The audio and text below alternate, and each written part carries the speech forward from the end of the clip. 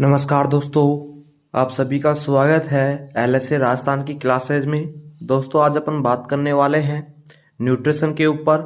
ठीक है, न्यूट्रिशन से संबंधित सारे क्वेश्चन देखेंगे, तो आज की क्लास में लास्ट तक बने रहिएगा। दोस्तों पशुधन प्रसार अधिकारी के एग्जाम के लिए मोस्ट और इम्पोर्टेंट क्वेश्चन होने वाले हैं सारे। क्वेश्चन देखिएगा, सूर्य के प्रकाश में सुखाया हुआ चारा क्या कहलाता है? तो इसे बोलेंगे हे। सूर्य के प्रकाश में सुखाया हुआ चारा क्या कहलाएगा? हे कहलाता है दोस्तों। अगला क्वेश्चन देखिएगा, हरे चारे को लंबे समय तक संरक्षित करने का तरीका कौन सा होता है? हे बनाकर और साइलेज बनाकर के दोनों ही तरीके से हम चारे को संरक्षित कर सकते हैं। ठीक है, अगला क्वेश्चन देखिएगा, हे एवं साइलेज के लिए सर्वोत्तम फसलें क्रमशः कौन सी होगी? हे के लिए तो जई हो जाएगी और साइलेज के लिए मक्का हो जाएगी दोस्तों। ठीक है, नेक्स्ट क्वेश्चन देखेंगे, हे में नमी की मात्रा होती है। हे के अंदर 12 से 14% नमी पाई जाती है दोस्तों। नेक्स्ट क्वेश्चन कि साइलेज में नमी की मात्रा होती है। जो साइलेज में नमी की मात्रा होगी 60 से 70% साइलेज में नमी की मात्रा उपस्थित होती है। नेक्स्ट क्वेश्चन देखिएगा कि सबसे अच्छी दलहनी हे तैयार की जाती है। अगर हे की बात करें तो आपको जई करना है। अगर दलहनी हे के बारे में बात करें तो ये रेंजका से प्राप्त होगी सबसे अच्छी दलहनी है दोस्तों। अगला क्वेश्चन देखिएगा कि हे के बारे में सत्य कथन नहीं है। कौन सा है? सत्य नहीं है दोस्तों, यानी असत्य बताना है। तो आपका बी है, सबसे अच्छी हे वृषम से तैयार की जाती है। जैसा कि हमने ऊपर देखा है, सबसे अच्छी हे किससे तैयार की जाएगी? जई से। ठीक है, वृषम से नहीं की जाएगी। अगला क्वेश्चन देखेंगे, हे बनाने के लिए पौधा का तना कैसा होना चाहिए या कैसा पौधा अच्छा होता है? तो हे बनाने के लिए दोस्तों उसका पतला तो तना होना चाहिए एवं पत्तीदार होना चाहिए। पतला तना एवं पत्तेदार पत्तियां होनी चाहिए। ठीक है, अगला क्वेश्चन देखिएगा कि साइलेज बनाने के लिए पौधे का तना होना चाहिए। साइलेज बनाने के लिए मोटा होना चाहिए पौधे का तना। नेक्स्ट क्वेश्चन बात करते हैं हेलेज। हेलेज किसे बोलेंगे? जिसमें हे एवं साइलेज दोनों के गुण पाए जाते हैं। इसमें नमी की मात्रा आपको बतानी है। 45 से 55% हेलेज में नमी की मात्रा उपस्थित होती है दोस्तों। नेक्स्ट क्वेश्चन देखिएगा कि वेरी गुड साइलेज का पीएच मान कितना होता है? वेरी गुड साइलेज पीएच का मान कितना होगा? 3.5 से लेकर के 4.2 तक वेरी गुड साइलेज का पीएच मान होता है मेरे दोस्तों। अगला क्वेश्चन देखिएगा कि वेरी गुड साइलेज में अमोनिकल N2 की मात्रा कुल नाइट्रोजन की कितने प्रतिशत होती है? तो दोस्तों इसमें वेरी गुड साइलेज में जो N2 की मात्रा होगी वो 10% से भी कम उपस्थित होती है, वेरी गुड साइलेज की बात की जाए तो। अगला क्वेश्चन देखिएगा कि साइलेज बनाने की जो AI विधि काम में लेते हैं उसमें क्या काम में लिया जाएगा? तो उसके अंदर दोस्तों H2SO4 एवं HCl दोनों को काम में लिया जाता है, जो साइलेज बनाने की AI विधि होती है उसमें। नेक्स्ट क्वेश्चन देखिएगा कि साइलेज बनाने की AI विधि में साइलेज का पीएच मान होता है। तो दोस्तों AI विधि में साइलेज का जो पीएच मान होगा 4 से कम हो जाएगा दोस्तों। नेक्स्ट क्वेश्चन कि जानवरों के अपशिष्ट पदार्थों को अवायवीय किण्वन कराना क्या कहलाता है? जानवर के अपशिष्ट पदार्थों का अवायवीय यानी वायु की अनुपस्थिति में किण्वन कराना क्या कहलाएगा? वेस्टिलेज उसे बोला जाता है मेरे दोस्तों। नेक्स्ट क्वेश्चन देखेंगे कि साइलेज में कितने प्रतिशत सीरा मिलाया जाता है? साइलेज के अंदर कितना प्रतिशत सीरा मिलाया जाता है जो गन्ने से चीनी उत्पादन के बाद में निकलता है? ठीक है, 3 से 3.5% इसमें सीरा मिलाया जाएगा साइलेज बनाने के दौरान। अगला क्वेश्चन देखेंगे कि साइलेज में यूरिया एवं नमक क्रमशः मिलाया जाता है। यूरिया 1% एवं नमक जो होगा 0.5% के अनुपात में मिलाया जाएगा दोस्तों। नेक्स्ट क्वेश्चन देखेंगे, फाइलेज इंडेक्स किसकी जांच के लिए काम में ली जाती है? तो फाइलेज जो इंडेक्स होगा आपका साइलेज की क्वालिटी की जांच के लिए काम में ली जाती है। किसकी क्वालिटी के लिए? साइलेज की क्वालिटी के लिए। नेक्स्ट क्वेश्चन देखेंगे, साइलेज बनाते समय घास और लेग्यूम का अनुपात कितना होना चाहिए? घास होनी चाहिए 3 हिस्से और लेग्यूम का होना चाहिए 1, यानी 3:1 हिस्सा होना चाहिए साइलेज बनाते समय घास और लेग्यूम का मेरे दोस्तों। नेक्स्ट क्वेश्चन देखेंगे सभी, निम्न में से सत्य कथन कौन सा होगा? साइलेज की पोषकता हे से ज्यादा होती है, सही है। हे निर्माण के दौरान हानि ज्यादा होती है दोस्तों, सूर्य के प्रकाश में ज्यादा हानि हो जाती है। सबसे अच्छी हे जई से बनाई जाती है। तीनों के तीनों कथन आपके सही हैं, राइट आंसर करेंगे उपरोक्त सभी। नेक्स्ट क्वेश्चन देखिएगा कि अच्छी साइलेज का जो रंग होगा कैसा होगा? अच्छी साइलेज का रंग पीला और भूरा हरा दोनों ही होता है दोस्तों। और एक क्वेश्चन यहाँ पे और देख लेना कि साइलेज के सामान्य रंग के लिए कौन सा वर्णक जिम्मेदार होता है? फियोफाइटिन। कौन सा? फियोफाइटिन साइलेज के सामान्य रंग के लिए वर्णक जिम्मेदार होगा मेरे दोस्तों। नेक्स्ट क्वेश्चन देखेंगे कि अच्छी गुणवत्ता का साइलेज किस किण्वन से बनता है? अच्छी गुणवत्ता का साइलेज दोस्तों लैक्टिक अम्ल किण्वन से बनेगा। किससे बनेगा? लैक्टिक अम्ल किण्वन से अच्छी प्रकृति का साइलेज प्राप्त होता है। नेक्स्ट क्वेश्चन देखिएगा कि यदि चारे में प्रोटीन की मात्रा ज़्यादा हो तो साइलेज बनाते समय किण्वन कौन सा हो जाएगा? अगर प्रोटीन की मात्रा ज़्यादा हो जाएगी तो ब्यूटेराइक अम्ल किण्वन हो जाएगा, और कार्बोहाइड्रेट की मात्रा ज़्यादा होगी तो आपका लैक्टिक अम्ल किण्वन हो जाता है दोस्तों। नेक्स्ट क्वेश्चन देखेंगे कि बछड़े में खीस पिलाने के बारे में यह सत्य कथन कौन सा होगा? शरीर के वजन के 10% पिलाता है। खीस लैक्सेटिव का कार्य करती है। यह प्रथम मल को शरीर से बाहर निकालता है। जो आपका होगा यह बछड़े को एक्टिव इम्यूनिटी देता है। ये नहीं होगा दोस्तों, ये निष्क्रिय इम्यूनिटी देता है बछड़े को। अगला क्वेश्चन देखिएगा कि क्रूड प्रोटीन बनी हुई होती है। क्रूड प्रोटीन जो होगी आपकी ट्रू प्रोटीन और एनपीएन दोनों से मिलकर के बनी हुई होती है दोस्तों, जिसे आप सीपी बोलते हैं। अगला क्वेश्चन देखिएगा प्रोक्सीमेंट प्रिंसिपल होते हैं। पोषक तत्वों को मेरे दोस्तों प्रोक्सीमेंट प्रिंसिपल बोला जाता है। ठीक है, अगला क्वेश्चन देखिएगा कि किस प्रोक्सीमेंट प्रिंसिपल की पाचकता नहीं निकाली जा सकती? टोटल ASH यानी राख की दोस्तों पाचकता आप नहीं निकाल सकते। अगला क्वेश्चन देखेंगे कि CF एवं NF ही होते हैं। तो दोस्तों ये एक प्रकार के कार्बोहाइड्रेट होते हैं। CF एवं NF ही क्या होते हैं? एक प्रकार के कार्बोहाइड्रेट हो जाएंगे मेरे दोस्तों। अगला क्वेश्चन देखिएगा कि निम्न में से ईथर एक्सट्रैक्ट EE की श्रेणी में कौन सा आता है? तो विटामिन E, DEK, वैक्स और कैरोटीन ये सभी के सभी ईथर एक्सट्रैक्ट की श्रेणी में आते हैं मेरे दोस्तों। नेक्स्ट क्वेश्चन देखिएगा कि ईथर एक्सट्रैक्ट मापने की विधि कौन सी हो जाएगी? साक्सलेट विधि जो होगी ईथर एक्सट्रैक्ट को मापने की विधि हो जाएगी कौन सी? साक्सलेट विधि मेरे दोस्तों। नेक्स्ट क्वेश्चन देखेंगे सभी दोस्त कि भोजन की प्रोटीन में N2 की मात्रा पाई जाती है। भोजन में प्रोटीन की N2 की मात्रा कितनी पाई जाएगी दोस्तों? 16% पाई जाती है। दोस्तों क्लास में लास्ट तक बने रहना और सभी भाइयों को क्लास जरूर शेयर करते रहना। ठीक है, अगला क्वेश्चन देखिएगा क्रूड प्रोटीन किस विधि से मापी जाती है? जो क्रूड प्रोटीन होती है आपकी जेल्डाल विधि से मापी जाती है। कौन सी विधि से? जेल्डाल विधि से मापी जाएगी मेरे दोस्तों। नेक्स्ट क्वेश्चन देखेंगे कि ऐसे कार्बोहाइड्रेट जो आसानी से पचते नहीं है क्या कहलाते हैं? उन्हें क्रूड फाइबर बोला जाता है, CF बोलेंगे। ऐसे कार्बोहाइड्रेट जो आसानी से पचते नहीं है क्रूड फाइबर कहलाते हैं। अगला क्वेश्चन देखिएगा मेरे दोस्तों, भोजन में नमी की मात्रा खालिस्तान प्रतिशत से ज़्यादा होने पर उसे लंबे समय तक संरक्षित नहीं कर सकते। अगर भोजन में 14% से अधिक की नमी उपस्थित है तो हम उसे ज़्यादा समय तक संरक्षित नहीं रखा जा सकते। अतः हमें संरक्षित रखना है तो उसमें नमी की मात्रा हमें 14% से कम करनी होगी दोस्तों। नेक्स्ट क्वेश्चन देखिएगा, पशु पोषण के पितामह कौन है? लेवोजियर को पशु पोषण के पितामह कहा जाता है।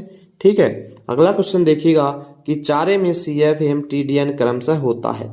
तो चारे में जो CF होगा वो 18% से ज़्यादा एवं TDN 60% से कम हो जाएगा मेरे दोस्तों। बात करें दाने की, दाने में CF एवं TDN क्रमशः क्या हुआ? तो दोस्तों इसमें TDN तो होगा 60% से अधिक और क्रूड फाइबर कम हो जाएगा, ऑप्शन नंबर B। अगला क्वेश्चन देखिएगा, पशु को भोजन का कितना हिस्सा दाना खिलाना चाहिए? 1/3 हिस्सा पशु को भोजन का हिस्सा दाना खिलाना चाहिए। भोजन का कितना हिस्सा खिलाएंगे? 1/3 हिस्सा उसे दाने के रूप में दिया जाना चाहिए। अगला क्वेश्चन देखिएगा, जानवर के शरीर में पानी की मात्रा होती है 65% तक जानवर के शरीर में पानी पाया जाएगा। नेक्स्ट क्वेश्चन, कि भैंस में उत्पादन राशन प्रोडक्शन राशन कितना देंगे। 1 केजी दाना देंगे 2 केजी दूध देने वाली भैंस को, यानी 2 केजी दूध के हिसाब से अपन 1 केजी दाना, 4 केजी अगर भैंस दूध दे रही है तो 2 केजी दाना दिया जाएगा। ठीक है मेरे दोस्तों। नेक्स्ट बात करते हैं, गाय में उत्पादन राशन कितना दिया जाता है। गाय में जो उत्पादन राशन दिया जाएगा, 2.5 केजी दूध देने वाली गाय को 1 किलो दाना दिया जाएगा, यानी जो गाय 5 लीटर दूध दे रही है तो उसे 2 केजी दाना दिया जाना चाहिए। ठीक है। नेक्स्ट क्वेश्चन बात करें, गाय में जीवन निर्वाह राशन कितना दिया जाता है। गाय में जो जीवन निर्वाह राशन होता है 4 केजी भूसा प्लस 1 केजी आपका दाना होता है। 4 केजी भूसा प्लस 1 केजी दाना गाय के लिए जीवन निर्वाह राशन कहलाता है दोस्तों। नेक्स्ट क्वेश्चन, भैंस को कितना शुष्क पदार्थ खिलाया जाता है। जो भैंस होती है उसे 3 केजी डीएम पर 100 केजी बॉडी वेट के हिसाब से शुष्क पदार्थ ड्राई मैटर खिलाया जाता है मेरे दोस्तों। नेक्स्ट क्वेश्चन देखेंगे कि गाय एवं भैंस में गर्भावस्था राशन क्रम से दिया जाता है। गाय के अंदर 1.25 केजी और भैंस के अंदर दोस्तों 1.75 केजी गर्भावस्था राशन दिया जाता है। अगला क्वेश्चन देखिएगा कि गाय में गर्भावस्था राशन कब दिया जाता है। गर्भावस्था की तृतीय ट्राइमेस्टर में गर्भावस्था राशन दिया जाता है, क्योंकि इसी में सबसे ज़्यादा ऊर्जा की आवश्यकता होती है और इसी में सबसे ज़्यादा भ्रूण का विकास होता है मेरे दोस्तों। अगला क्वेश्चन देखेंगे, मुर्गी के अंडे में एल्बुमिन पाया जाता है। कितने प्रतिशत पाया जाता है। 58% मुर्गी के अंडे में एल्बुमिन उपस्थित होता है। नेक्स्ट क्वेश्चन देखिएगा, ग्लूकोज एवं लैक्टोज किस श्रेणी में आते हैं। जो ग्लूकोज एवं लैक्टोज आते हैं जो आपकी NFE की श्रेणी में आएंगे मेरे दोस्तों। ठीक है।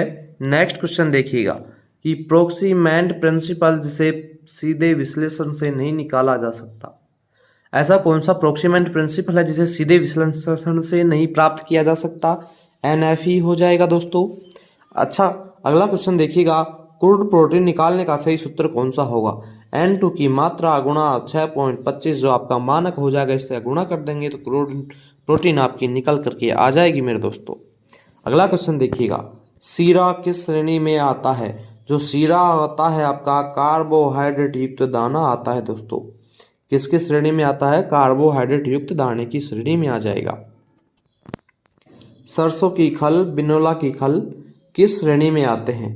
ये प्रोटीन युक्त दाने की श्रेणी में आते हैं, सरसों की खल और बिनोला की खल मेरे दोस्तों। अगला क्वेश्चन, हे एवं भूसा किस श्रेणी में आते हैं। हे एवं भूसा जो हैं सूखे चारे की श्रेणी में आते हैं मेरे दोस्तों। नेक्स्ट क्वेश्चन देखिएगा कि साइलेज किस श्रेणी में आता है। जो साइलेज आता है आपका गीले चारे की श्रेणी में हो जाएगा। ठीक है। अगला क्वेश्चन देखिएगा, चारे का मुख्य कार्य क्या होता है। चारे का जो मुख्य कार्य होगा मेरे दोस्तों पेट भरना होता है। ठीक है। अगला क्वेश्चन देखिएगा कि भूसे के बारे में सत्य कथन है। भूसे में सिलिका प्रचुर मात्रा में पाई जाती है, सही है। खनिजों की कमी होती है, सही है। क्रूड प्रोटीन की कमी भी होती है, सही है। उपरोक्त सभी आंसर लगाएंगे इसमें। ठीक है। अगला क्वेश्चन देखिएगा, दाने के बारे में सत्य कथन कौन सा होगा। दाने में टीडीएन जो होगा 60% से अधिक होता है। दाने की पाचकता अच्छी होती है, दाने का घनत्व भी अधिक होता है। उपरोक्त सभी राइट आंसर लगाएंगे मेरे दोस्तों। अगला क्वेश्चन देखिएगा कि बकरी की एक इकाई कौन सी होती है। 10 बकरी प्लस 1 बकरा जो होगा बकरी की एक इकाई हो जाएगा दोस्तों। नेक्स्ट क्वेश्चन आता है, भेड़ की एक इकाई कितनी होती है। 30 भेड़ें प्लस 1 मेंढा। ठीक है। 30 ईव प्लस 1 रैम भेड़ की एक इकाई होती है। नेक्स्ट क्वेश्चन देखिएगा, सुअर की एक इकाई कितनी हो जाएगी। 3 सुअरी प्लस 1 सुअर, सुअर की एक इकाई होती है मेरे दोस्तों। नेक्स्ट क्वेश्चन देखेंगे कि जानवर के शरीर में पानी की मात्रा होती है। जानवर के शरीर में शरीर वजन की 2/3 हिस्सा पानी का हो जाएगा मेरे दोस्तों। नेक्स्ट क्वेश्चन देखिएगा कि जानवर के शरीर में खनिज तत्व की मात्रा कितनी हो जाएगी। 3% खनिज तत्व पाए जाते हैं जानवर के शरीर में, जिसमें सबसे ज़्यादा कैल्शियम, फिर फॉस्फोरस, बाकी के अन्य आ जाएंगे आपके। नेक्स्ट क्वेश्चन देखेंगे, पादपों में पाया जाने वाला मुख्य खनिज कौन सा होता है। पादपों के अंदर पाए जाने वाले मुख्य खनिज पोटेशियम और सिलिकॉन उपस्थित होते हैं पौधों की बात करें तो। ठीक है। ऐसे ही बात करते हैं, जानवरों के शरीर में पाया जाने वाला मुख्य खनिज कौन से होते हैं? कैल्शियम और फॉस्फोरस मुख्य खनिज होते हैं जो जानवरों के शरीर में उपस्थित होते हैं मेरे दोस्तों। अगला क्वेश्चन देखिएगा कि प्रोक्सीमेंट एनालिसिस में पोषक तत्वों को कितने समूह में विभाजित किया गया है? तो दोस्तों कितने समूह में विभाजित किया गया है? 6 समूह में इनको विभाजित किया गया है मेरे दोस्तों। अगला क्वेश्चन देखिएगा कि घोड़ी एवं ऊंटनी में थनों की संख्या क्रमशः कितनी होती है? घोड़ी के अंदर 2 थन होते हैं और ऊंटनी के अंदर दोस्तों थनों की संख्या कितनी हो जाएगी? 4। ठीक है। अगला क्वेश्चन है अपना कि एनिमल स्टार्च किसे कहा जाता है? एनिमल स्टार्च ग्लाइकोजन को कहा जाता है। अगला क्वेश्चन, गाय एवं भैंस के दूध का पीएच क्रमशः कितना होता है? गाय के जो दूध का पीएच होगा वो तो 6.4 से लेकर के 6.66 तक, और जो भैंस के दूध का पीएच होगा 6.7 से लेकर के 6.8 तक के इसका पीएच हो जाएगा दोस्तों। ऑप्शन नंबर बी राइट करेंगे इसमें। अच्छा जी, अगला क्वेश्चन देखेंगे सभी दोस्त कि सोयाबीन में पाया जाने वाला हानिकारक तत्व कौन सा होता है? सोयाबीन में जो उपस्थित होता है ट्रिप्सिन इनहिबिटर पाया जाता है दोस्तों। कौन सा पाया जाएगा? ट्रिप्सिन इनहिबिटर पाया जाता है सोयाबीन में पाया जाने वाला हानिकारक तत्व।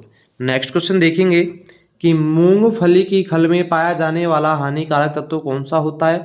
अल्फा टॉक्सिन होता है। मूंगफली की खल में कौन सा पाया जाएगा? Alpha toxin. नेक्स्ट क्वेश्चन देखेंगे, बिनोला की खल में पाया जाने वाला हानिकारक तत्व कौन सा होता है? गोसिपोल होता है बिनोला की खल में जो पाया जाता है दोस्तों। नेक्स्ट क्वेश्चन देखिएगा ग्लाइकोपेसिनोलेट किस में पाया जाता है? ग्लाइकोपेसिनोलेट जो दोस्तों सरसों, तारामीरा, बंद गोभी इन सभी के अंदर उपस्थित हो जाएगा मेरे दोस्तों। नेक्स्ट क्वेश्चन देखिएगा कि खेजड़ी की पत्तियों में पाया जाने वाला हानिकारक तत्व कौन सा होता है? खेजड़ी की पत्तियों में जो पाया जाएगा आपका टेनिन हानिकारक तत्व उपस्थित होता है खेजड़ी की पत्तियों में। कौन सा? टेनिन। नेक्स्ट क्वेश्चन देखिएगा कि पशुओं के रख रखाव हेतु दिया जाने वाला आहार क्या कहलाता है? उसे मेंटेनेंस राशन बोला जाता है दोस्तों। कौन सा राशन बोलेंगे? Maintenance ration. नेक्स्ट क्वेश्चन देखिएगा कि ऑटोक्लेव मशीन का तापमान या दबाव समय होता है कितना हो जाएगा? तापमान 121 डिग्री सेल्सियस। तापमान की बात करें 15 एलबीएस, और दाब की बात करें 15 एलबीएस, और समय हो जाएगा आपका 15 मिनट। तापमान 121 डिग्री सेल्सियस, दबाव हो जाएगा 15 एलबीएस, समय की बात करें 15 मिनट तक। अगला क्वेश्चन देखिएगा, साइनाइड विषाक्तता का कारक कौन सा होगा? ज्वार, कड़वे बादाम, अलसी, ये सभी साइनाइड विषाक्तता के उपचार वो कारक होते हैं दोस्तों। अगला क्वेश्चन देखिएगा, वसा में घुलनशील विटामिन कौन कौन सी होगी? ए, डी, ई, ये तीनों के तीनों वसा में घुलनशील विटामिन होते हैं। एक विटामिन और होगी के, ये चारों की चारों वसा में घुलनशील विटामिन हो जाएंगी मेरे दोस्तों। नेक्स्ट क्वेश्चन देखिएगा, निम्न में से कौन सक्रियाशील प्रभाव को दर्शाते हैं? जो आपके विटामिन ई एंड सेल एसी, और जो कोबाल्ट और विटामिन डी, कैल्शियम, फास्फोरस, ये तीनों के दोनों ए एंड सी। सक्रियाशील प्रभाव दर्शाने वाले कौन से हो गए? Vitamin E, vitamin D. तत्वों की बात करें कैल्शियम, फास्फोरस और सेलेनियम। ठीक है। अगला क्वेश्चन देखिएगा, कॉपर के विपरीत कार्य कौन करता है? जो मोलिब्डेनम होता है एमओ कॉपर के विपरीत कार्य करेगा दोस्तों। अगला क्वेश्चन, क्रेजी चिक डिजीज किसकी कमी से होती है? क्रेजी चिक डिजीज जो होती है विटामिन ई की कमी से होते हैं मेरे लाडलो। किसकी कमी से? विटामिन ई की कमी से। नेक्स्ट क्वेश्चन देखिएगा कि पर्नीशियस एनीमिया किस विटामिन की कमी से होती है? ये आपकी विटामिन B12 की कमी से होता है। पर्नीशियस एनीमिया कौन सी विटामिन की कमी से हो जाएगा रे? विटामिन B12 की कमी से। अच्छा जी, अगला क्वेश्चन देखिएगा, एंटी प्लेग्रा फैक्टर किसे कहा जाता है? एंटी प्लेग्रा फैक्टर किसे कहा जाएगा? नेसिन को कहा जाता है मेरे दोस्तों। किसे? नेसिन को बोला जाएगा। अगला क्वेश्चन देखिएगा कि कॉपर की कमी से होने वाली बीमारी कौन सी होती है? कॉपर की कमी से दोस्तों स्टेलिबुल, एंजियोटिक, नेटेशनल एटेक्सिया, दोनों की दोनों बीमारियां होंगी। ब्लाइंड स्टजर तो सेलेनियम की अधिकता से हो जाएगा रे मेरे दोस्तों। अगला क्वेश्चन देखिएगा कि सुअर में पैराकिटोसिस किसकी कमी से होता है? सुअर में जो पैराकिडोसिस रोग होता है किसकी कमी से होता है? जैडन जिंक की कमी से होगा दोस्तों। ठीक है, अगला क्वेश्चन देखिएगा, स्टार्च इक्विवेलेंट सिस्टम किसे दिया? स्टार्च इक्विवेलेंट सिस्टम किसने दिया था दोस्तों? केल्नर व्यक्ति के द्वारा ये दिया गया। अगला क्वेश्चन देखिएगा कि भारतीय पशुधन में सबसे ज्यादा उपयोग में लिया जाने वाला फीडिंग स्टैंडर्ड होता है मॉरिसन फीडिंग स्टैंडर्ड भारतीय पशुधन में सबसे ज्यादा उपयोग में लिया जाता है दोस्तों। अगला क्वेश्चन देखेंगे, मॉरिसन फीडिंग स्टैंडर्ड किस पर आधारित है? तो ये दोस्तों डीसीपी, टीडीएन और डीएम इन सभी के ऊपर आधारित है ये। अगला क्वेश्चन देखिएगा, आईसीएआर फीडिंग स्टैंडर्ड किसने दिया? Doctor S K. रंजन के द्वारा आईसीएआर फीडिंग स्टैंडर्ड दिया गया मेरे दोस्तों। नेक्स्ट क्वेश्चन देखिएगा कि संयुक्त राज्य अमेरिका का फीडिंग स्टैंडर्ड होता है एनआरसी जो होती है संयुक्त राज्य अमेरिका का फीडिंग स्टैंडर्ड हो जाएगा। नेक्स्ट क्वेश्चन देखो, यूनाइटेड किंगडम का फीडिंग स्टैंडर्ड कौन सा होता है? एआरसी जो होता है यूनाइटेड किंगडम का फीडिंग स्टैंडर्ड होता है दोस्तों। अगला क्वेश्चन देखिएगा कि गेहूं के भूसे में डीसीपी कितनी मात्रा में पाया जाता है? तो जो गेहूं के भूसे में डीसीपी होता है वो 0% होता है, ना बिल्कुल भी नहीं होता है दोस्तों। अगला क्वेश्चन देखिएगा, किस विटामिन की कमी से बांझपन हो सकता है? विटामिन ई की कमी से दोस्तों बांझपन हो सकता है। अगला क्वेश्चन, जानवरों को खिलाने के लिए सबसे ज्यादा उपयोग में लिया जाने वाला एनपीएन कौन सा होता है? जानवरों को सबसे ज्यादा खिलाने के लिए जो उपयोग में लिया जाता है एनपीएन कौन सा होता है? यूरिया होता है मेरे दोस्तों। नेक्स्ट क्वेश्चन देखो, कितने प्रतिशत यूरिया रोमन में टूट जाता है? 100% यूरिया जो होता है रोमन के अंदर टूट जाएगा मेरे दोस्तों। अगला क्वेश्चन देखो, भूसे का यूरिया उपचार करने का क्या फायदा होता है? इसमें N2 की मात्रा बढ़ जाती है, इसमें CP एवं DCP भी बढ़ जाते हैं, इसमें TDN की मात्रा भी बढ़ जाती है। उपरोक्त तो सभी ये सारे के सारे तथ्य होते हैं, उपचार करने के फायदे होते हैं।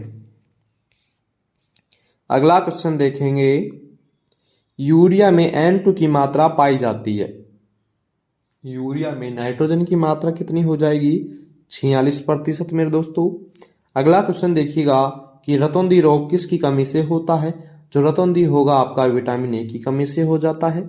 ठीक है, अगला क्वेश्चन देखिएगा कि ग्लूकोज टॉलरेंस फैक्टर कौन सा होता है? तो दोस्तों क्रोमियम हो जाएगा। कौन सा होगा? ग्लूकोज टॉलरेंस फैक्टर क्रोमियम मेरे दोस्तों। नेक्स्ट क्वेश्चन देखिएगा कि मूंगफली की खल में डीसीपी होती है, मूंगफली की खल में जो डीसीपी होगी 46.5% होती है। मूंगफली की खल में डीसीपी की बात कर ली जाए 46.5% दोस्तों। अगला क्वेश्चन देखिएगा कि निम्न में से किसे यूरिया नहीं खिलाना चाहिए? तो दोस्तों घोड़ा, कुत्ता एवं सुअर इन सभी को यूरिया नहीं खिलाया जाना चाहिए दोस्तों। अगला क्वेश्चन देखिएगा कि यूरिया विषाक्तता का इलाज क्या होता है? सिरका एवं ठंडा पानी यूरिया विषाक्तता का उपचार इलाज होता है दोस्तों। अगला क्वेश्चन देखेंगे कि विंडी सिस्टम ऑफ प्रोक्सीमेंट एनालिसिस में विंडी किसका नाम है? तो विंडी जो है दोस्तों प्रयोगशाला को बोला गया है। प्रोक्सीमेंट एनालिसिस के अंदर विंडी किसका नाम है? प्रयोगशाला का। ठीक है, अगला क्वेश्चन देखिएगा, एड लिबिटम फीडिंग का मतलब क्या होता है? एड लिबिटम फीडिंग का मतलब क्या होगा? अपनी मर्जी के हिसाब से खाना, अपनी मर्जी के हिसाब से खाना दोस्तों हो जाएगा इसका मतलब। अगला क्वेश्चन देखिएगा कि जानवर के खाने में दाने का कितना प्रतिशत एनपीएन मिलाया जाता है? तो दाने का 3% हम उसके खाने में एनपीएन यानी यूरिया मिला सकते हैं मेरे दोस्तों। अगला क्वेश्चन देखिएगा कि 100 kg भूसे का यूरिया उपचार करने के लिए क्या आवश्यकता होती है? 4 kg यूरिया चाहिए और 40 लीटर पानी होना चाहिए दोस्तों। 10:1 के अंदर, यानी पानी का अनुपात 10 हिस्से और यूरिया का अनुपात 1 होना चाहिए। ठीक है, अगला क्वेश्चन देखिएगा, भूसे का उपचार करते समय कितने प्रतिशत यूरिया मिलाते हैं? कितने प्रतिशत मिलाते हैं? 4% यूरिया मिलाया जाता है मेरे दोस्तों। नेक्स्ट क्वेश्चन देखिएगा, यूरिया उपचार करते समय पानी यूरिया का अनुपात कितना होना चाहिए? 10:1 होना चाहिए दोस्तों। नेक्स्ट क्वेश्चन, रोमंथी जानवर के भोजन में स्टार्च अनुपात यूरिया का होना चाहिए, इसमें भी 10:1 होना चाहिए। अगला क्वेश्चन देखेंगे, जानवर द्वारा यूरिया को अच्छी तरह से उपयोग करने के लिए भोजन में नाइट्रोजन सल्फर का होना चाहिए, ये भी 10:1 होना चाहिए दोस्तों।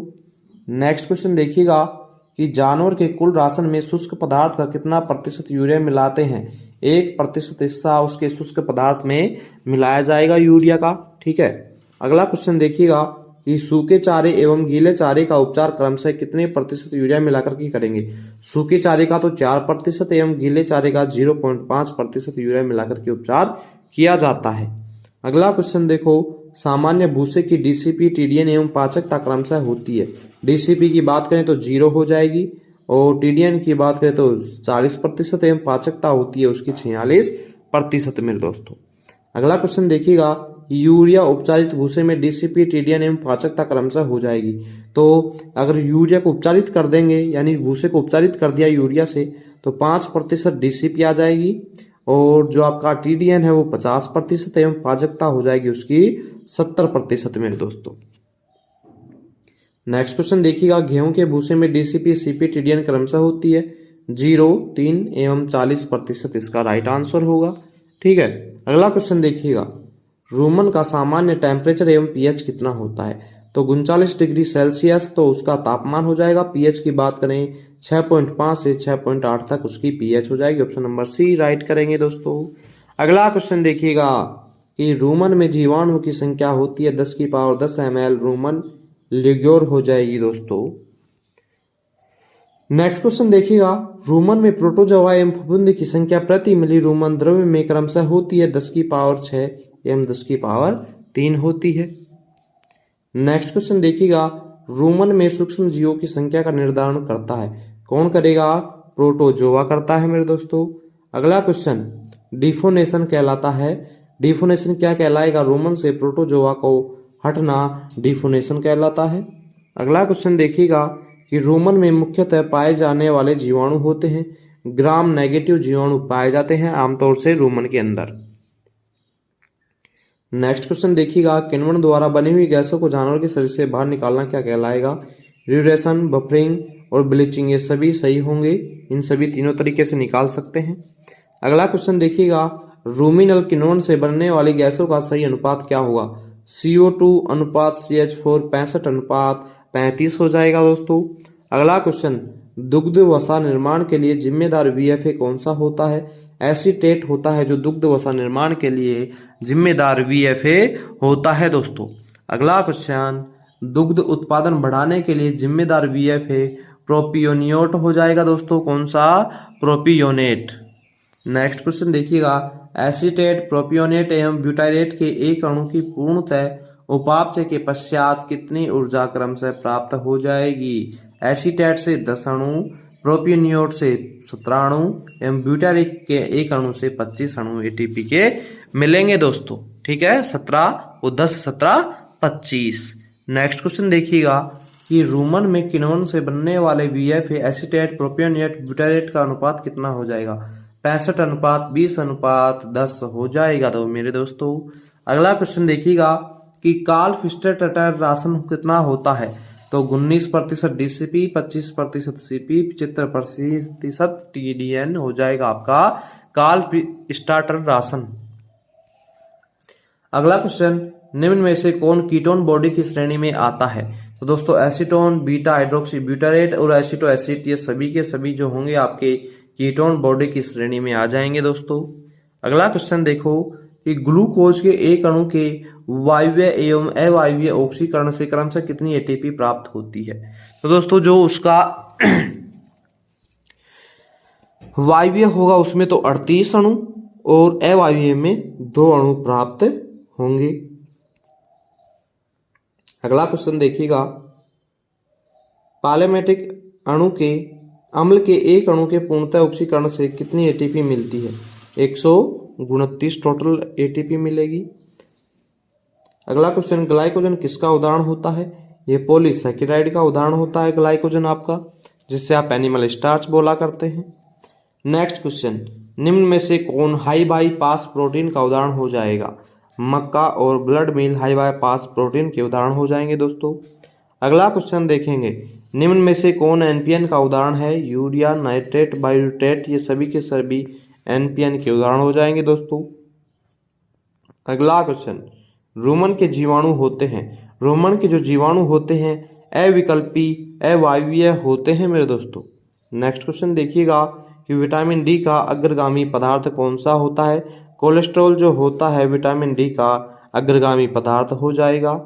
नेक्स्ट क्वेश्चन देखिएगा ग्लूकोज का अग्रगामी पदार्थ प्रोपियोनेट हो जाएगा दोस्तों। कौन सा?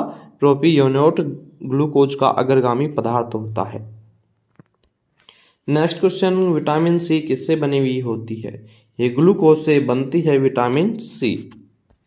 अगला क्वेश्चन देखिएगा यूरिया विषाक्तता कब होती है। यूरिया विषाक्तता कब होगी? जब रक्त में NH3 की मात्रा 1 mg पर 100 ml से ज़्यादा हो जाएगी और जब रूमन में NH3 की मात्रा 80 mg पर 100 ml से ज़्यादा होगी। दोनों स्थितियों में यूरिया विषाक्तता हो जाएगी दोस्तों। अगला क्वेश्चन देखिएगा कि रूमन के जीवाणु को उपयोग में नहीं ले पाते हैं यदि भोजन में CP की मात्रा 13% से ज़्यादा हो जाएगी तो रूमन के जीवाणु को उपयोग में नहीं लिया जा सकता मेरे दोस्तों। अगला क्वेश्चन रूमिनेंट के भोजन में पाई जाने वाली ट्रू प्रोटीन का कितना हिस्सा रूमन को बाईपास कर जाता है। कितना हिस्सा करेगा दोस्तों? 40% हिस्सा रूमन को बाईपास कर जाता है। अगला क्वेश्चन देखिएगा कि प्रोटीन का वह हिस्सा जो रूमिनल अमोनिया किण्वन के काम में आता है कितना होगा? TP का 60% हिस्सा एवं NPN का 100% हिस्सा काम में ले लिया जाता है। नेक्स्ट क्वेश्चन देखेंगे कि कैटल फीड 20 फर्स्ट में CP, CF एवं E क्रम से कितने होते हैं? 22%, 7%, 3% होंगे मेरे दोस्तों।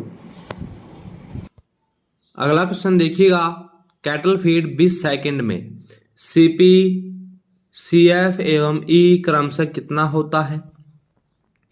20%, 12% एवं 2.5% हो जाएगा मेरे दोस्तों। नेक्स्ट क्वेश्चन देखिएगा जानवर के लिए प्रोटीन आपूर्ति का साधन होता है। बरसिम, सोयाबीन, खल ये सभी जानवर के लिए प्रोटीन आपूर्ति के साधन हो जाएंगे मेरे दोस्तों।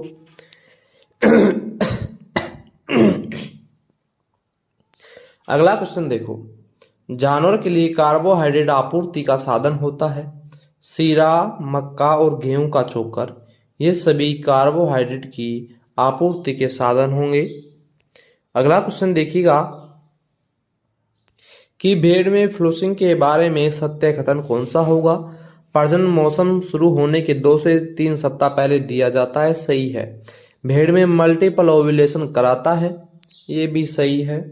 250 ग्राम अतिरिक्त दाना प्रत्येक भेड़ में लैम्ब क्रॉप को 10 से 20% बढ़ा सकता है। तीनों के तीनों कथन सत्य हो जाएंगे। राइट आंसर करेंगे उपरोक्त सभी।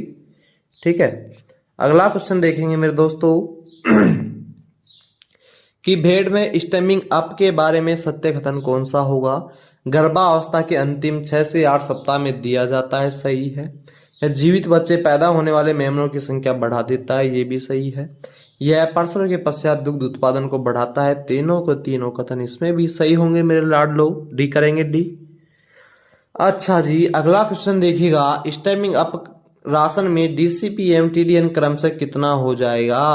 DCP तो जो होगी उसकी 25% और TDN की बात करें 75% तक होती है मेरे मित्रों। अगला क्वेश्चन देखिएगा कि भोजन में खाने की आदत के आधार पर भेड़, गाय एवं भैंस कैसे जानवर हो जाएंगे। ये ग्रेजर प्रकार के जानवर हो जाएंगे। कैसे? खाने की आदत के आधार पर भेड़, गाय, भैंस कौन से जानवर? ग्रेजर जानवर मेरे दोस्तों। अगला क्वेश्चन देखिएगा भोजन खाने की आदत के आधार पर ऊंट एवं बकरी कैसे जानवर होते हैं। ये हो जाएंगे आपके ब्राउजर जानवर हो जाएंगे। कैसे? ब्राउजर जानवर। अगला क्वेश्चन देखेंगे कि जानवरों को बीमारियों के संक्रमण से बचाने के लिए चारण की अच्छी विधि कौन सी होती है। रोटेशनल ग्रेजिंग होती है मेरे दोस्तों, रोटेशनल ग्रेजिंग। अगला क्वेश्चन देखिएगा कि जानवर द्वारा एक दिन में ग्रहण किए गए भोजन की कुल मात्रा क्या कहलाती है। तो एक दिन में जो उसके द्वारा पूरा भोजन ग्रहण किया जाता है उसे राशन बोला जाएगा। खुराक किसे बोलेंगे? एक समय में, ठीक है, 24 घंटों में नहीं, उसे तो राशन बोलेंगे 24 घंटों के अंदर। तो अगला क्वेश्चन देखिएगा, ऐसा राशन जिसमें सभी पोषक तत्व उचित या पर्याप्त मात्रा में उपस्थित हो क्या कहलाता है? वो कहलाता है आपका मेंटेनेंस बैलेंस संतुलित आहार कहलाएगा दोस्तों। अगला क्वेश्चन देखिएगा, दुग्ध शर्करा कौन सी होती है? जो लैक्टोज होती है आपकी दुग्ध शर्करा हो जाएगी दोस्तों, ग्लैक्टोज हो जाएगी आपकी कौन सी शर्करा होगी? Brain sugar. और जो ग्लूकोज होती है आपकी ब्लड शुगर हो जाएगी। फ्रुक्टोज जो होती है आपकी फल शर्करा या केन शर्करा हो जाएगी मेरे दोस्तों। नेक्स्ट क्वेश्चन देखिएगा कि वह राशन जो पशु की समस्त आवश्यकता उसके शरीर के वजन के हिसाब से पूरी करता हो क्या कहलाता है? कौन सा कहलाएगा? आदर्श राशन कहलाता है मेरे दोस्तों। नेक्स्ट क्वेश्चन देखिएगा कि राशन बनाने की वह विधि जिसमें राशन निर्माण के समय केवल प्रोटीन को ही ध्यान में रखा जाता है पियर्सन वर्ग विधि होती है। राशन निर्माण की ऐसी विधि जिसमें केवल और केवल प्रोटीन की मात्रा का ध्यान रखा जाता है तो वो कौन सी विधि हो जाएगी? पियर्सन वर्ग विधि हो जाएगी मेरे दोस्तों। ठीक है। अगला क्वेश्चन कि राशन निर्माण की विधि जिसमें दो पोषक तत्वों को ध्यान में रखकर राशन बनाया जाता है, कि राशन निर्माण की वह कौन सी विधि है जिसमें दो पोषक तत्वों को ध्यान में रखकर के राशन बना दिया जाता है? 2x2 मैट्रिक्स विधि हो जाएगी दोस्तों, 2x2 मैट्रिक्स विधि। अगला क्वेश्चन, आजकल ज्यादा प्रयोग में लाई जाने वाली राशन निर्माण की विधि जिसमें राशन निर्माण के समय पाचकता, स्वाद, पर्यावरण, गुणता, स्वास्थ्य आदि को भी ध्यान में रखा जाता है, कौन सी विधि होती है? कंप्यूटर विधि होती है दोस्तों, जिसमें सभी का ध्यान रखा जाता है। अच्छा जी, अगला क्वेश्चन देखिएगा, प्रोबायोटिक्स किस श्रेणी में आते हैं? जो प्रोबायोटिक्स होते हैं दोस्तों वो फीड एडिटिव की श्रेणी में आते हैं। किसकी श्रेणी में? फीड एडिटिव की श्रेणी में आते हैं। अगला क्वेश्चन देखिएगा कि भोजन की भौतिक अवस्था कौन सी हो जाएगी? मांस, प्लेट एवं क्रोमबेल जो होंगे उपरोक्त सभी भोजन की भौतिक अवस्थाएं हो जाएंगी मेरे दोस्तों। अगला क्वेश्चन देखिएगा कि पक्षियों में चयनित भोजन को रोकने के लिए कौन सी फीडिंग सबसे अच्छी होती है? पर पक्षियों में चयनित भोजन को रोकने के लिए कौन सी फीडिंग सबसे अच्छी होती है? वूल मास होगी जो सबसे अच्छी विधि होती है दोस्तों। अगला क्वेश्चन, पोल्ट्री में खाने की बर्बादी को रोकने के लिए कौन सी फीडिंग अच्छी मानी जाती है? प्लेट फीडिंग अच्छी मानी जाती है खाने की बर्बादी को रोकने के लिए मुर्गियों के अंदर। अगला क्वेश्चन देखिएगा कि पोल्ट्री में सबसे ज्यादा चयनित भोजन किस पद्धति में होता है? कौन सी पद्धति में होगा? वुल मास फीडिंग के अंदर होगा मेरे दोस्तों। किसमें? वुल मास फीडिंग के अंदर। अगला क्वेश्चन,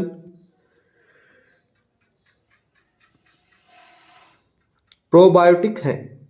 जो प्रोबायोटिक होंगे लैक्टोबैसिलस एवं स्ट्रेप्टोकोकस के फायदेमंद स्ट्रेन होते हैं जिन्हें आप प्रोबायोटिक बोलते हैं। अगला क्वेश्चन, मुर्गी में पीले रंग के लिए क्या खिलाया जाता है? मक्का, रिंजका, ज़ैंथोफिल, ये तीनों के तीनों मुर्गी में पीले रंग के लिए खिलाए जाते हैं मेरे दोस्तों। अगला क्वेश्चन देखिएगा, खराब गुणवत्ता के चारे का उपचार कौन सा होता है? रासायनिक उपचार, जैविक उपचार, भौतिक उपचार, ये सभी खराब गुणवत्ता वाले चारे के उपचार हो जाएंगे।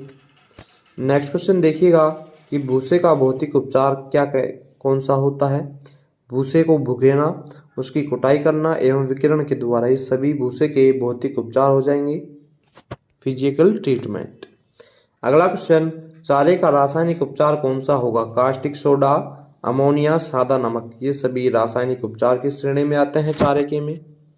अगला क्वेश्चन देखेंगे कि भूसे की पोषकता को बढ़ाने के लिए जैविक इलाज कौन सा होता है? एंजाइम मिलाना एवं कवक मिलाना, दोनों के दोनों भूसे की पाचकता बढ़ाने के लिए जैविक इलाज किए जाते हैं। नेक्स्ट क्वेश्चन, चारे की कुटाई करने का फायदा क्या होता है? क्या होगा? भोजन का पाचन अच्छा होता है, लिग्नोसेल्यूलोज का बंध टूट जाता है, पाचन के लिए सतही क्षेत्रफल बढ़ जाता है। उपरोक्त सभी चारे की कुटाई करने के फायदे हो जाएंगे दोस्तों। अगला क्वेश्चन देखेंगे, TADN का सही सूत्र कौन सा होता है? DCP plus DCF plus TDNFE plus 2.25 गुणा DEE ईथर एक्सट्रैक्ट हो जाएगा। Option number first right answer लगाएंगे। अगला क्वेश्चन देखिएगा कि वसा की ऊर्जा कार्बोहाइड्रेट की कितनी गुना होती है। जो वसा की ऊर्जा होगी कार्बोहाइड्रेट की कितना गुना हो जाएगी, 2.25 गुना हो जाएगी मेरे मित्रों। अगला क्वेश्चन देखिएगा कि क्रूड प्रोटीन निकालने का सही सूत्र कौन सा होगा। Cp बराबर N2 की मात्रा गुणा 6.25 हो जाएगा मेरे दोस्तों। नेक्स्ट क्वेश्चन, NFE निकालने का सही तरीका कौन सा होता है। 100 - CF + CP + इथरेक्टेट + ASS सभी को जोड़ देंगे और 100 में से घटा दिया जाएगा। अगला क्वेश्चन, मेलार्ड अभिक्रिया के लिए कौन से एमिनो अम्ल ज़्यादा संवेदनशील होते हैं। लाइसिन एमिनो अम्ल अधिक संवेदनशील होंगे दोस्तों। अगला क्वेश्चन देखिएगा, अरंडी में कौन सा पोषक विरोधी कारक पाया जाता है। रेसिन पाया जाता है अरंडी में। नेक्स्ट क्वेश्चन कि एग वाइट इंजरी फैक्टर किसे कहा जाता है। एविडीन को बोला जाएगा। एग वाइट इंजरी फैक्टर किसे, एविडीन को। ठीक है। अगला क्वेश्चन, प्रोटीन सप्लीमेंट के बारे में सत्य कथन कौन सा होगा। डी आपका राइट आंसर हो जाएगा दोस्तों। ठीक है। CP 18% से कम, CF और CP 20% से ज्यादा।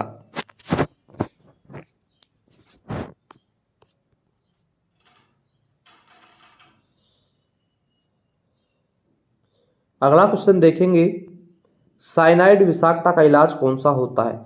Sodium nitrate plus sodium thiosulphate जो होगा आपका साइनाइड विषाक्तता का उपचार हो जाएगा। नेक्स्ट क्वेश्चन देखेंगे, निम्न में से कौन सत्य कार्बोहाइड्रेट नहीं होगा। लिग्निन जो होगा आपका सत्य कार्बोहाइड्रेट नहीं होता है, बाकी ग्लूकोज ग्लाइकोजन स्टार्च सत्य कार्बोहाइड्रेट हो जाएंगे दोस्तों। नेक्स्ट क्वेश्चन, निम्न में से किसमें जियोट्रोजोन पाया जाता है। सरसों के अंदर जियोट्रोजोन पाया जाएगा दोस्तों। अगला क्वेश्चन देखिएगा कि वसा रहित पशु शरीर में पानी प्रोटीन खनिज का अनुपात कितना होता है। 19:5:1 हो जाएगा मेरे दोस्तों। अगला क्वेश्चन, एसिड डिटर्जेंट सोल्यूबल का उदाहरण कौन सा होगा। हेमी सेल्यूलोज जो होता है एसिड डिटर्जेंट सोल्यूबल का उदाहरण होता है। नेक्स्ट क्वेश्चन देखिएगा कि निम्न में से किसे अनाइट्रोजनीय पदार्थ होते हैं। ई, NFE, CP ये सभी के सभी अनाइट्रोजनीय पदार्थ होंगे मेरे दोस्तों। अगला क्वेश्चन, स्ट्रेजर रिजेंट क्षारीय कॉपर सल्फेट काम में कब लिया जाता है। ट्रू प्रोटीन निकालने के लिए ये काम में लिया जाता है। नेक्स्ट क्वेश्चन देखिएगा, निम्न में से NFE का उदाहरण कौन सा होगा। राइबोज ग्लाइकोजन ग्लूकोज ये सभी NFE के उदाहरण होते हैं मेरे दोस्तों। अगला क्वेश्चन देखिएगा कि नाइट्रेट विषाक्तता का उपचार कौन सा होगा। 1% मिथाइलिन ब्लू जो होता है नाइट्रेट विषाक्तता का उपचार हो जाएगा मेरे दोस्तों। अगला क्वेश्चन देखिएगा, प्रोटीन से कितना प्रतिशत उपापचयी पानी प्राप्त होता है। 40% प्रोटीन से उपापचयी मेटाबॉलिक वाटर प्राप्त कर लिया जाता है। ठीक है। अगला क्वेश्चन, 1 ग्राम मीथेन से कितनी ऊर्जा प्राप्त होगी। 13.34 किलो कैलोरी ऊर्जा प्राप्त होगी ये दोस्तों।